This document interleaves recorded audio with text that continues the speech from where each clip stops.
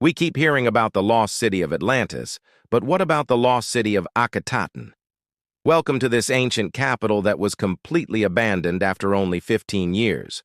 Akhenaten came to power in 1353 BCE and ruled over Egypt for 17 years. He is best known for his strange appearance, with some believing he suffered from a disease called acute hypogonadism, which could explain his skinny, almost effeminate body type. His large head and his long neck also stand out in these carvings, making him look very alien-like. Some have even speculated that he may have been the first documented case of gigantism. But his appearance wasn't the only thing that set him apart from other Egyptian rulers. When he took the throne, he changed his name from Amenhotep IV to Akhenaten, which means, "The beautiful one has come." He also radically changed the way that the Egyptians worshipped. At the time, Egypt had many gods, including Amun, Ra, Ptah, Thoth, and many more. But Akhenaten decided to worship only one god, the Aten, which represented the sun's disk. This went against everything that the Egyptian religion stood for, and it made Akhenaten a heretic in the eyes of his people. The old gods were never pleased with this new upstart, and they plotted against him for the entirety of his reign. Their chance came when he died around 1336 BCE. Without divine protection, his legacy was quickly erased from history. But let's get back to the city of Akhetaten. It's sometimes called Amarna, but really Amarna was just one of its districts. Akhenaten planned to make Akhetaten the capital of the entire empire. It was built on the banks of the Nile River about midway between Cairo and Luxor. The city was designed to be more egalitarian than other cities of the time, with wide streets and public buildings instead of large palaces and temples. And it was absolutely massive, covering an area of about 200 acres. That makes it comparable to modern cities like Washington, D.C., Manhattan, and Singapore.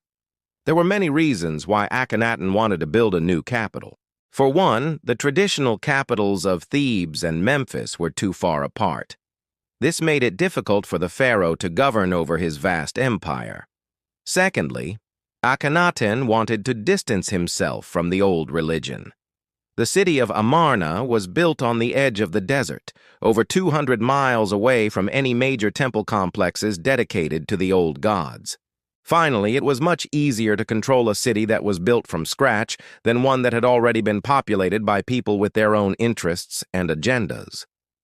The city was designed with the king and his court in mind. The royal palace was located in the center of the city, and it was surrounded by residential neighborhoods, workshops, and administrative buildings. There was also a large open area in front of the palace where the king could hold court or give audiences to visiting dignitaries. But not everyone was happy with the move to Akhetaten. Many Egyptians left the city and returned to their home villages, while others simply refused to move. This caused a labor shortage, so the king was forced to bring in slaves from other parts of the empire. Akhenaten's religious revolution didn't just change the way that Egyptians worshipped, it also affected their daily lives.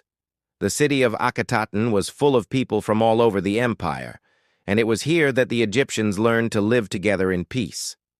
The city was also home to many artists and intellectuals who were drawn to the new capital because of the king's patronage of the arts. The city was eventually abandoned when Akhenaten died in 1336 BCE. After he died, the traditional gods of Egypt came back into power, and the city was quickly forgotten. It was deliberately erased from history, and most of its buildings were destroyed. It wasn't until the 19th century that the city was rediscovered by modern archaeologists. Today, visitors can explore the ruins of Akhetaten and learn about this lost city. What do you find most interesting about Akhenaten's story? Let me know in the comments, and don't forget to subscribe for more videos about amazing discoveries from all around the world.